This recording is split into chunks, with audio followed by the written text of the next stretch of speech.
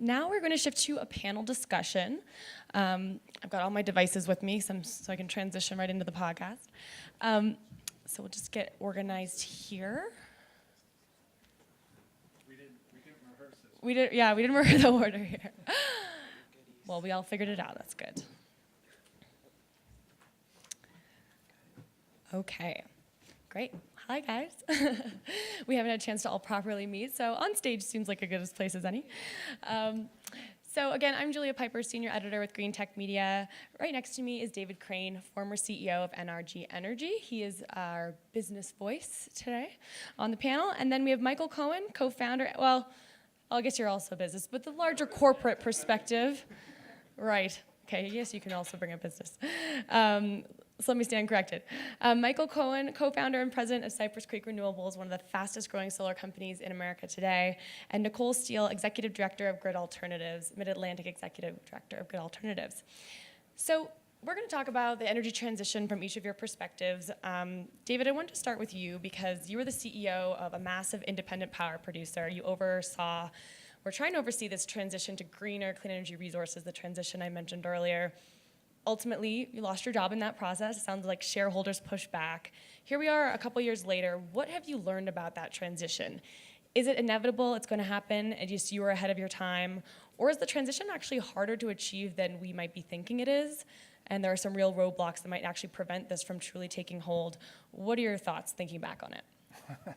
I know you have lots. Yeah, well, how much time do you have? Well, I mean, I could go down the path of saying transformation of a publicly traded company is very difficult. And I think the mention was that the automotive industry is a $2 trillion a year industry, but that North America, the energy industry is a $6 trillion a year industry worldwide.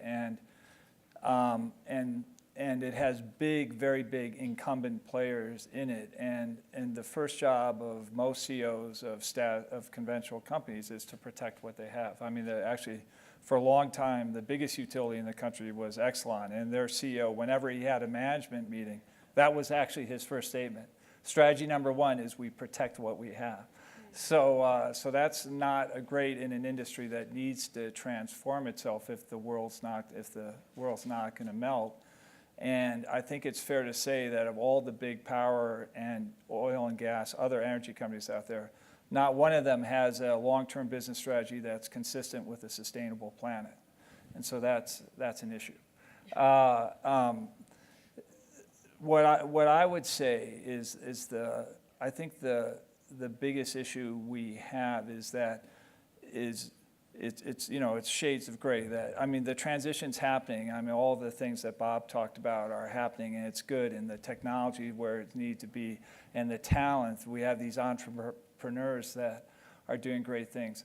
But the history of industries being able to overcome resistance from the incumbent industry is not great. It's not happening fast enough. And so let me just give you a couple of examples. When I was running NRG and we were trying to make this sort of brown to green transition, and also a wholesale to retail and a centralized to distributed, sort of a three-part transition one time, which actually the automotive industry is trying to work out right now. I think there was no role model in the power industry for us to follow, and so I had to look outside the power industry, and I seized upon organic food as an industry that had a lot of similarities to clean energy. And you probably haven't tracked organic food as an industry, but I have. And what I can tell you is that organic food as a thing sort of started about 1990 as a mainstream thing. And it took basically Whole Foods 20 years to sort of become the dominant player.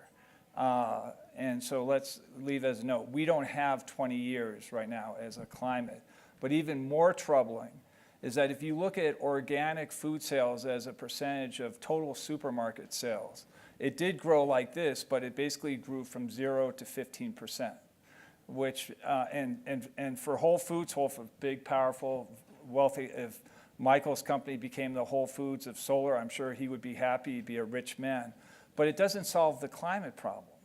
because we can't have, renewable penetration stop at 15% of the total population. We need to get into 60, 70, 80%. And organic food has basically plateaued in terms of market share. So we need something that goes more viral. And so the alternative example I would give is television sets. When the consumer electronics industry started peddling flat screen TVs in about the year 2000, I don't know about you guys out there, I was perfectly happy with my Sony Trinitron. But they come out with this product which they flog incessantly through public relations marketing. No matter that it was 3 to 4 times, they say the picture quality is better. I could never tell that the picture quality was better. But within 10 years, basically everyone has flat screen TVs. The previous generation doesn't exist. And that's because the incumbent industry got behind it. So my answer to your question is that we have great companies, great technologies coming up. But we have to sort of change the system so that the companies that are resisting this stop resisting and start helping it, because otherwise the planet's going to melt. Well, great note to end on there. Really uplifting. I'm sorry, I should have phrased that in a positive way because we're on a panel, it's late in the day. Oh. If we do this, the planet won't melt. Okay, that's good. Yeah. Take that into your rest of your evening. So we'll talk more about the incumbent role, and some of the incumbents are changing.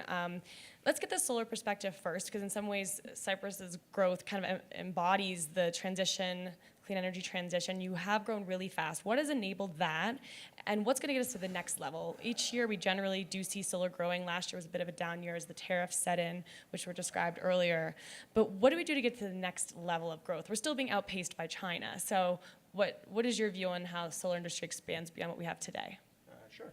I think, am I good? Okay. So I would say for solar in general, and I run a solar company, so I'm a big proponent of solar, but I think you've seen from everybody at the conference, shocking, that solar really is the cheapest energy source right now. So solar plus storage, and you saw the chart that Bob put up, like it is the cheapest source of energy. And so in a totally open market, there's nothing that really prevents solar from being just like flat screen TVs. Like we should all be using solar and storage and more efficient transmission and distribution infrastructure to create that reliability.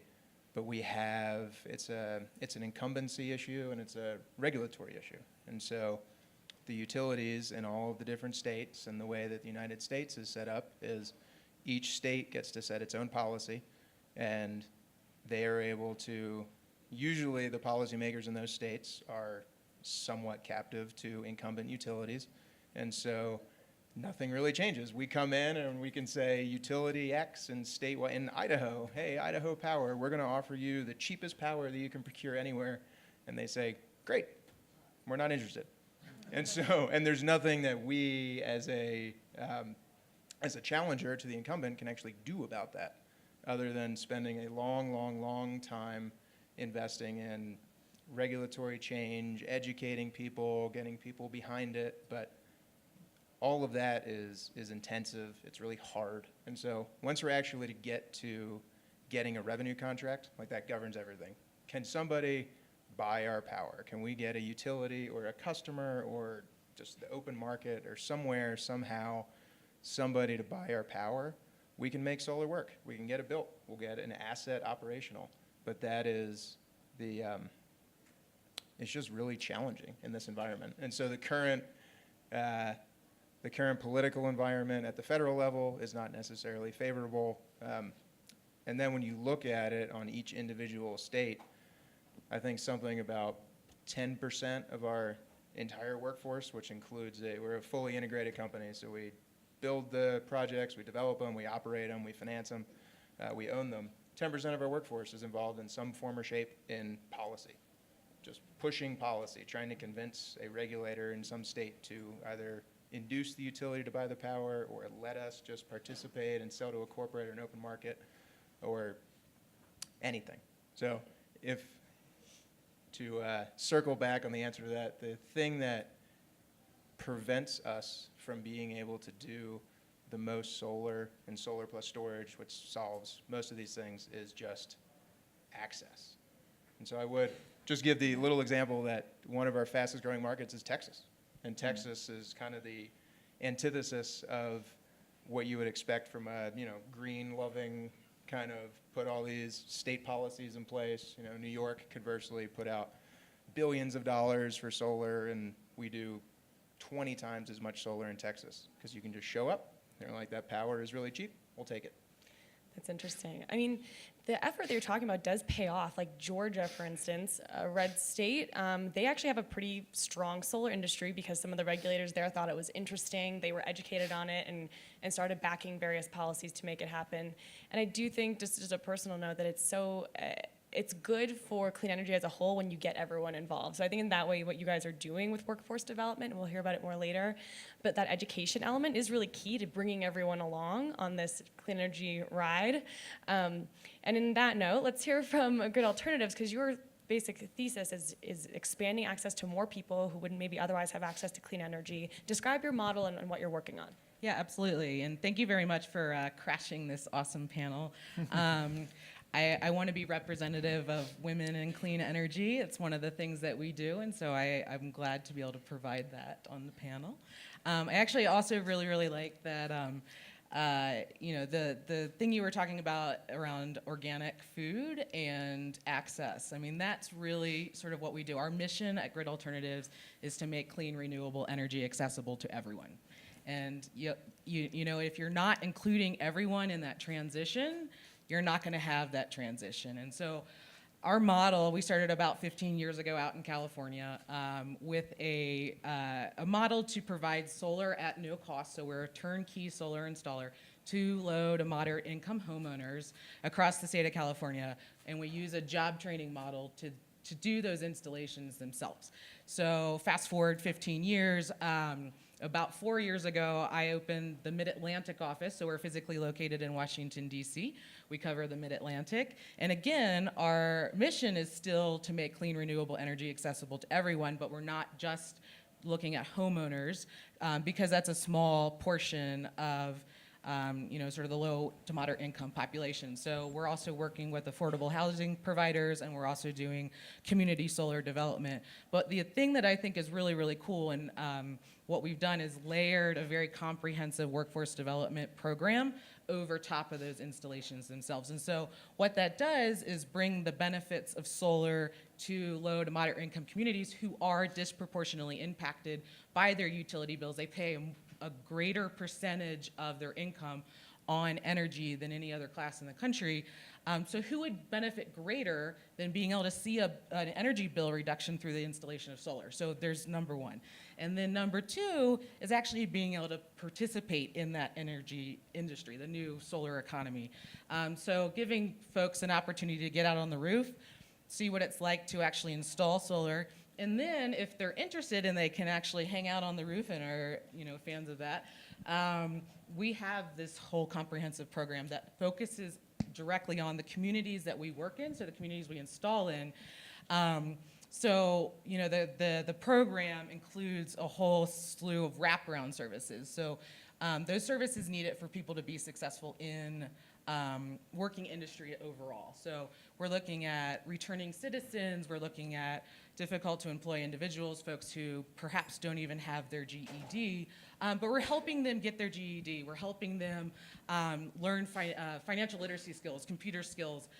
We're helping them with childcare and transportation issues, and teaching them how to interview and talk about the skills that they've learned both in the classroom and on the roof, and what the solar industry is actually looking for, and being able to talk about that and really sort of integrate and find that career pathway that they're interested in the solar industry. And so, that's what I'm most excited about. I'm most excited about making sure that this clean energy revolution is inclusive. And we can talk a little bit about that more when we talk about workforce in general. But I think that's a key point that I would definitely want to come back to. Absolutely. Actually, I love all those points. I think we also forget that someone actually on the podcast that we'll record later in our previous episode, a woman pointed out that the fossil fuel industry has a history of racism, basically. There's a reason why coal plants are located in lower income, usually Black or Mexican communities. And if we need to get it right on this transition and make sure that we're not replicating those same mistakes. I mean, my first and only so far time installing solar panels is with Grid Alternatives at DC. It was really fun. But you mentioned the working training program. So Mike, maybe that's a good time to hear what Cypress is doing in some of the workforce development in, I think, 5 states right now. Tell us a bit more. Sure. So in order to get things built, like I was talking about, everything's different in all the 50 states. Everything we do from development, construction, it's all local. And so in order to build any type of energy asset, whether it's a solar farm, which is not as impactful as, say, a coal plant, but you still need local support to go put a solar farm in a field next to, a farmer's field. And so that's the one thing that we're trying to solve for is local support. Second thing is that solar is still relatively new. Like, there is not this huge, robust workforce of people that know how to do solar. And so it's not just simply putting panels up on racks. Like, there's some pretty intense electrical work that goes into it, both on low voltage and medium voltage. And that workforce, as solar is expanding, doesn't necessarily exist, especially in markets where solar explodes. And so North Carolina is a great example where in 2012, there was less than 50 megawatts of solar in that state, and now there's more than 3 gigawatts. And so it's really, really fast. And so we're trying to get ahead of it as we're looking at markets where solar is going to scale, such as Illinois or Pennsylvania or New York or places like the Carolinas, just to create more local participation and more workforce development. And so we rolled out a program where we partner with local technical colleges and community colleges in order to create a solar training program. Like, how do we take people in these communities, most of which are struggling? I mean, they need new resources. There's a reason that we're able to get large-scale plots of land to site solar projects there. Like, this isn't prime real estate in downtown LA. Like, this is generally in areas where the economy is still struggling on a local basis. And so we can partner with these technical colleges and we can put people to work. We give them well-paying jobs. We have a minimum living wage that we do, which is significantly above minimum wage. Like, we try to pay people well so they can invest in the community and get these construction workers and electrical workers, electrical engineers, and the support surveyors, all the people that we need in the ecosystem to build solar at scale. And it's an investment we make now so that 2, 3, 4 years from now, when it's ready to build, these people are there and ready, and they can keep doing it for years and years and decades. That's one of the reasons I feel like clean energy is more than just like a hippie movement or even fighting climate. It's like an economic resilience movement. It kind of ties into the resilience theme of this whole conference. It goes beyond just clean energy and climate, but how do you transform the entire U.S. economy? And it's one of the few local job opportunities. You can't get rid of those jobs. They're here. You can't outsource them. David, going back to you. There was talk for a while of there being an Amazon of energy or a Google of energy, and maybe even those companies getting into the energy space. This idea that there would be a company that offers a seamless solution for all the customers' clean energy needs, combined with choice and control. And I think you kind of had a vision of that at NRG, making NRG into something like that. That hasn't happened. We haven't seen anyone really step up and take that. Then at the same time, we had discussion of the utility death spiral happening if a company like that emerged. And the death spiral hasn't happened either. Incumbents are still in control. I guess, what is your view on the Amazon of energy? Describe that concept as you think of it and how that might manifest today.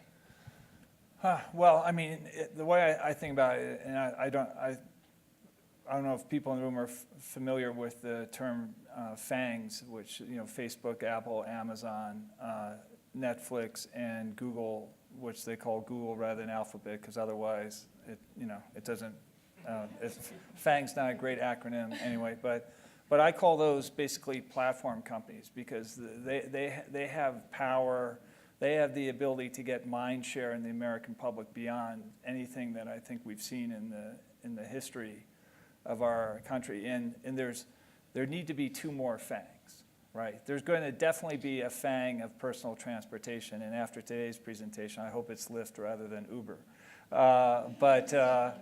But there also needs to be one in the home. There's no, and that place where solar on the roof comes together with batteries in the basement with the electric car charging in the, so smart home, we heard about transportation as a service, smart home as a service. And yeah, I would have thought that it would have happened by now. And one of the most shocking things, I mean, this is literally shocking from an industry perspective, is that solar has become the cheapest, the most flexible. It downsizes, it upsizes, it offers fringe benefits in terms of shade, and you could go on and on. I mean, a lot of people think I'm a renewable guy. No, I'm a solar guy. I'm not a wind guy. I think solar is the future. And but if you look at and solar industry tends to break into three parts: utility scale solar, which I think is what you would put yourself, home solar, and then business to business solar. The home solar industry, the company that had 45% market share, has a year ago has basically been wiped from the face of the earth, through the magic of Tesla and Elon Musk. And that's a tough industry when the number one player with 45% market share sort of sinks beneath the waves over. Solar City basically disappearing when it got acquired by Tesla. Well, yeah, I mean, not only the name disappeared, but just they could, if all they did was change the name from Solar City to Tesla Solar, and they still had 45% market share, that would have been actually good, because Right. Tesla's a strong brand name. Oh, yeah, and they've just But- instead but- been declining quarter over But quarter. they've lost their market, and that tells me that solar by itself, at least in the home, is not a good business by itself. And that's unfortunate, because we did a calculation when I was at NRG, was that if there was solar on the 50 to 60 million houses in the United States that should have solar on the 3 to 4 million warehouses, and solar over the 800,000 large-scale parking lots in the United States, that itself would handle over 50% of the energy needs, of the country. And in our market penetration in all those areas, even in places like California, where they've been intensively marketed by these newcomers, it's less than 10%. So we still need for one of those companies to emerge, and it hasn't happened yet. And quite frankly, if I knew how to make it happen, I wouldn't be sitting here. I'd be off. Yes. Fair enough. Well, there definitely is a transition in the residential solar space. There's also, on the flip side, you have California mandating every new home will have rooftop solar starting from 2020, I guess. So that's fascinating. But we are seeing the commoditization of it. It's just kind of being put into buildings, part of the building code, which in some ways is great.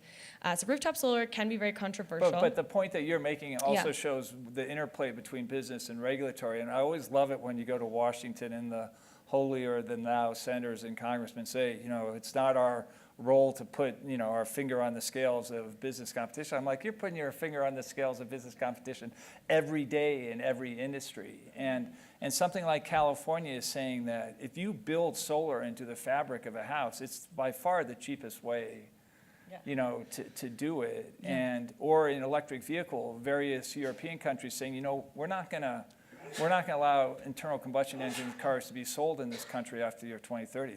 Well, that's a good sign that electric vehicles are going to, come in. So there's always that interplay, and that's what we've lost over the last 4 years, is a lack of momentum in that front, or last 2 years, I should say.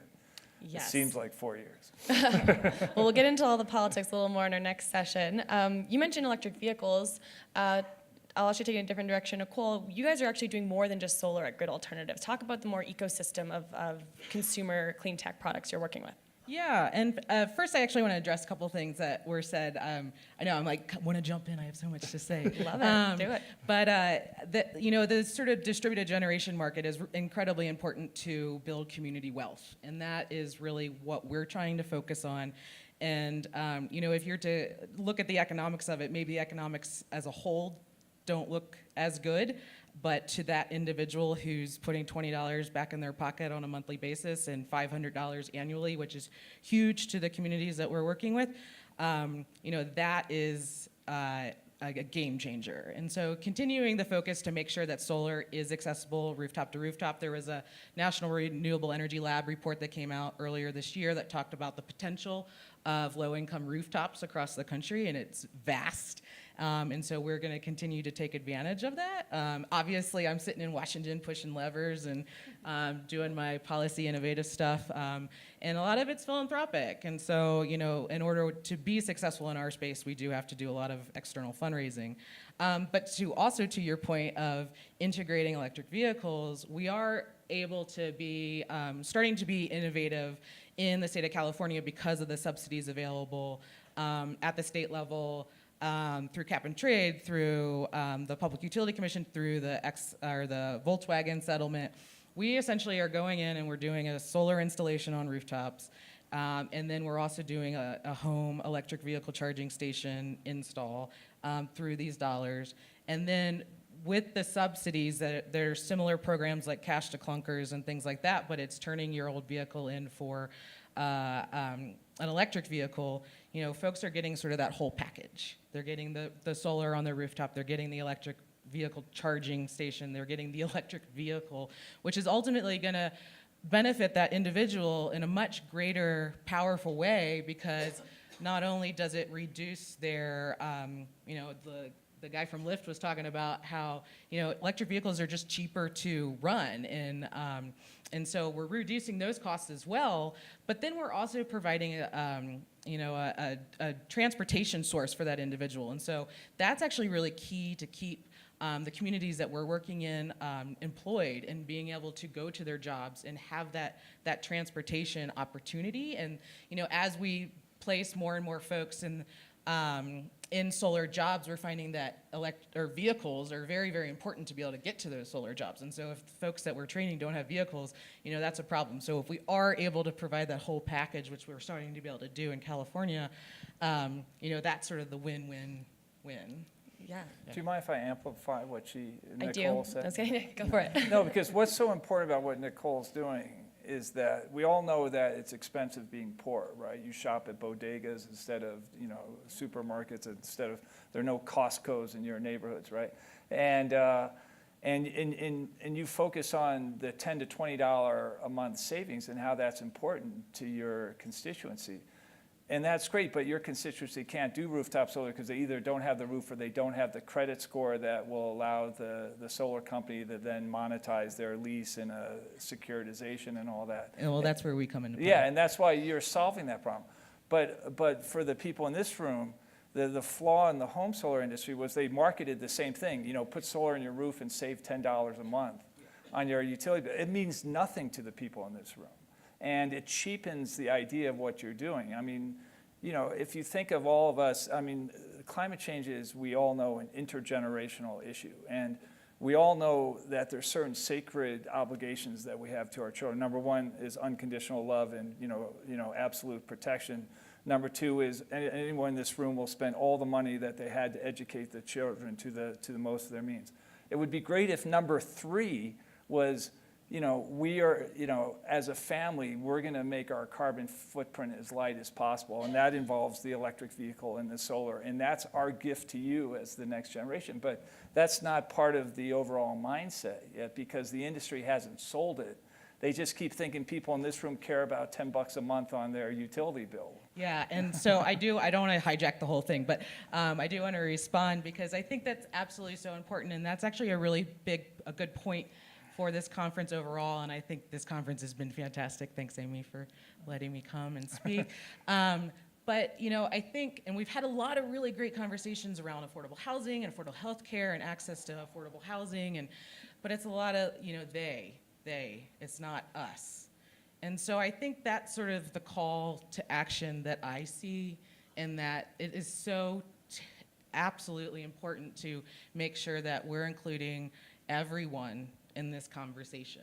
And so, you know, if we need to provide scholarships or we need to do more university outreach, or, you know, Grid Alternatives needs to, you know, take a road trip out to Idaho, we need to make sure that we're talking to everyone, including everyone in this conversation. I know we only have 5 minutes left, but I have a really awesome video. Is it cool if I show it? It's Can like we- a should- is minute. there- It's teed up and everything. Okay, You came with a video. I She came with came a with video. game. okay, she can. Let's throw up a video. You ready? Michael, what do you got? I got nothing. You juggle anything? My name is Sharon Wise, and I'm 54 years old. My whole life has just gone full circle. The sun has revolved around me and brought me back to a point where now I'm helping the sun give somebody else some sun. Y'all brought us in the gate. Living under the bridge and now being on top of the roof, it's like a new kind of high, it's like I'm high, but I'm not high, And so therefore, I don't think I can get higher than I am now.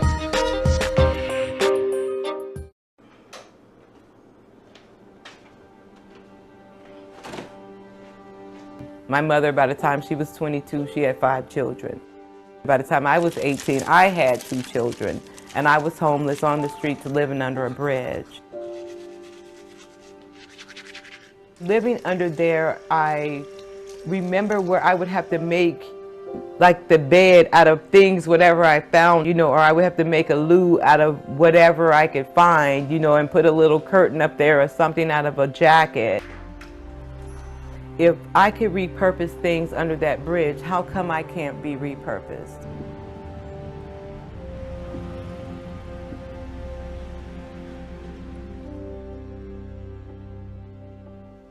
The experience you feel when you're in the zone, especially when the team is working together, synchronized, you got your ground crew sending stuff up on the roof. It's like a symphony. One person is strapping the panels on. Somebody else is grabbing it.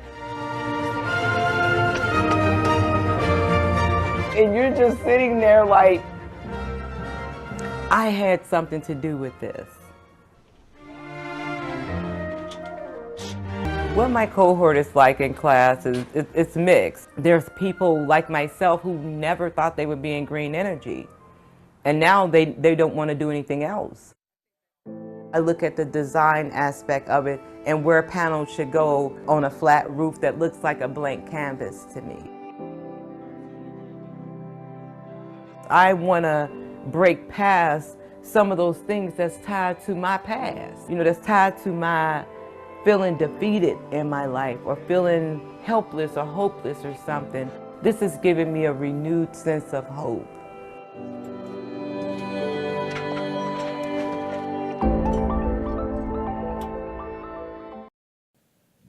So thanks for letting me. Beautiful.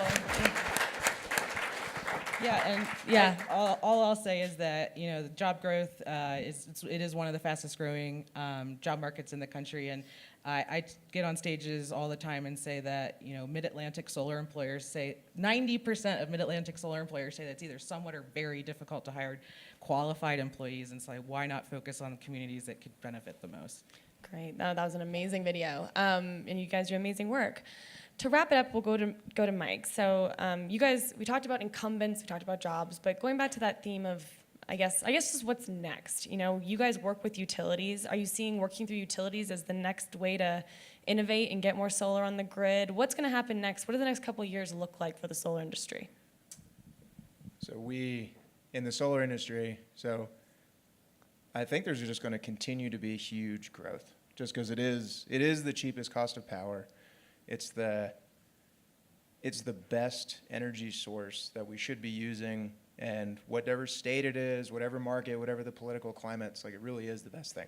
And so we give the example of it's cars against horses and buggies, and so it will happen. It's probably not happening as fast as we would have wanted to, say, 2 years ago or 4 years ago, but it is happening incredibly fast. And I think the biggest thing that we're trying to push is that the change isn't really forcing a utility to do something different or forcing a regulator to do something different. It is trying to get them to paint the box, and then we just solve within the box. So the real transformation is going to be financial, is how do we get, if there is a way to put the power and somebody to purchase the power, whether it's for on a yearly basis or for 20 years or for an hour or whatever it is, we're going to work on the financial side to try to solve that, because that's the easiest object to move. You can't move a utility, you can't move a state, you can't move a regulator, you can't move the federal government. And so if we have the cheapest solution and it's a 40-year asset, could even be longer, it could be 50 years, it could be 100 years. I mean, once you actually have a spot on the grid, you can replace the panels, you can replace the racking, you can replace the electronics. Like, it is never going to go anywhere, and you now have that point on the grid. How do we just keep getting more innovative financially? And my company and all the other companies that are pushing on the or the challengers to the incumbents, like, we really are trying to push on the financial side. Like, that will be the future.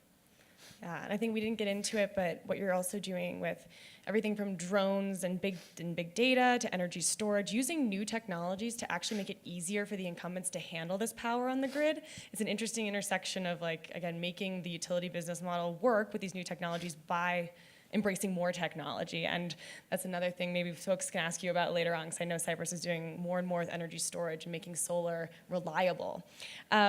So we covered a lot. I think we'll have to leave it there for today. Thank you so much to our panelists. Let's give them a round of applause.